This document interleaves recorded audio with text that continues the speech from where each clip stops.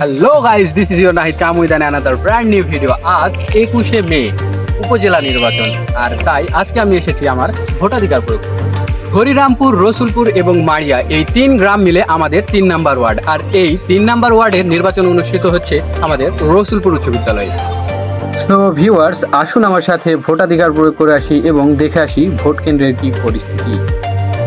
এবারের নির্বাচনে প্রতিদ্বন্দ্বিতা করছেন সাবেক উপজেলা চেয়ারম্যান আব্দুল মজিদ সর্দার ঘোড়ামার্কা নিয়ে, এবং তার প্রতিদ্বন্দ্বিতা করছেন ছাত্র রাজনীতি থেকে উঠে আসা শরীফুজ্জামান শরীফ। ইনি নির্বাচন করছেন মোটরসাইকেল মার্কা নিয়ে।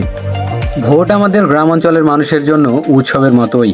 সাধারণত খুব আনন্দ উদ্দীপনার মাধ্যমে তারা এই দিনটি পার করে থাকেন।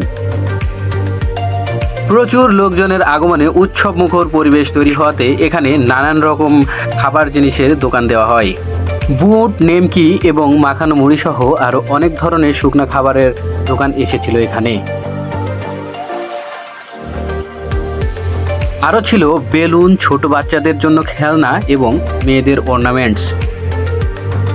ভোটটা যেন গ্রামের মানুষের কাছে একটা মিলন মেলা।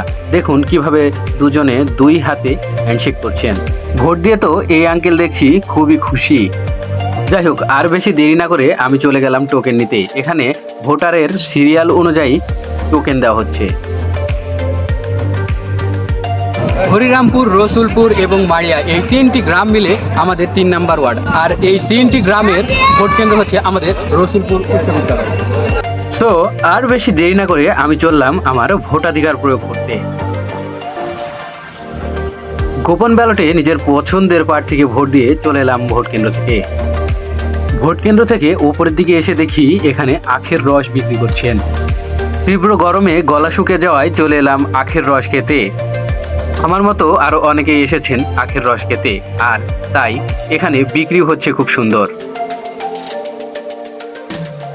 পাশেই বিক্রি হচ্ছে তরমুজ, শসা এবং তেঁতুলের আচার। তার পাশেই ছিল আনসার দাদুর পানের দোকান। রঙিন মশলাগুলো দেখে ইচ্ছা করছিল আমিও একটা মিষ্টি পান খাই। আচ্ছা, নতুন ভোটার হিসেবে ভোট দেওয়ার অনুভূতিটা কেমন? অনেক ভালো লাগছে ভাই, নতুন ভোট প্রথমবার দিলাম, খুবই ভালো লাগছে। সালাম আলাইকুম। কি খবর, কেমন আছো? খুব ভালো। ভোট তো দিলে নাকি? ভোট দিয়ে তোমার অনুভূতি কেমন? তোমার কেমন লাগে? খুব ভালো লাগে। খুব ভালো লাগে না? আচ্ছা, তুমি যে এই প্রার্থীকে ভোট দিলে, কোন প্রার্থীকে দিছো সেটা আমি জিজ্ঞেস করবো। তুমি যে প্রার্থীকে দিলে সেই প্রার্থী কি জিতবে? হ্যাঁ, ইনশাল্লাহ উঠছে। তাই না? হ্যাঁ। আচ্ছা, ঠিক আছে, ভালো। তো ভিউয়ার্স, দেখতে পাচ্ছি সামনে কয়েকজন বসে আছেন। তো আমি আজকে ভোট কেন্দ্রের কি পরিস্থিতি সেটা ওনাদের কাছ থেকে জানবো। সালাম আলাইকুম। ভাইয়া কেমন আছেন? এই তো ভাইয়া ভালো আছি। ভাইয়া, আপনারা সবাই কি ভোট দিলেন? হ্যাঁ, আলহামদুলিল্লাহ ভোট দিয়েছি। তো ভোট দিয়ে আপনি কেমন ফিল করছেন? আপনার অনুভূতি কেমন? ভোট দিয়ে ভালো লাগছে। ভোট দিতে আসছি, যে আমার মতো একটা মানুষ ভোট দিতে করছেন তারা ভালোই তো লাগছে অবশ্যই। তবে জানি না, মনের মতো প্রার্থীকে ভোট দিতে পেরেছি, এটাই সবচেয়ে বড় কথা। মনের মতো প্রার্থীটা সিলেক্ট করে নিয়ে ভোট দিলাম, এটাই সবচেয়ে বড় কথা। এখন পাস করা না করা সেটা পরে। আপনি মাঠের পরিস্থিতি কেমন বুঝতে পারছেন? আপনার ক্যান্ডিডেটের লোকজন কেমন আছে আর ভোট টোট কেমন পাচ্ছেন? মাঠের পরিস্থিতি আপাতত খুব ঠান্ডা, ভালো পরিবেশ, আইন শৃঙ্খলা ব্যবস্থা খুব ভালো আছে, সেখানে খুব ভালো মতন ভোট হচ্ছে। তো এখানে আমার প্রার্থীরও একটু ভালো পজিশন আছে, এখানে ভালো মতন সেন্টারে ভোট আসছে। আশা করা যাচ্ছে সামনে এগোনো।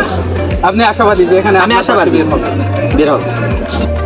তপ্ত রোদে তুমুল আগ্রহে ভোটাররা বসে আছেন গাছের ছায়ার নিচে তাদের কাঙ্ক্ষিত প্রার্থীর বিজয়ের ফলাফল পাওয়ার আশায়। কারো পছন্দের প্রার্থী বিজয়ী হবে, আবার কারো কারো হয়তো মন ভেঙে যাবে। ফলাফল যাই হোক, আমরা সবাই কাঁধে কাঁধ মিলিয়ে একতাবদ্ধ হয়ে সুশৃঙ্খলভাবে জীবনযাপন করব, এই প্রত্যাশা ব্যক্ত করছি।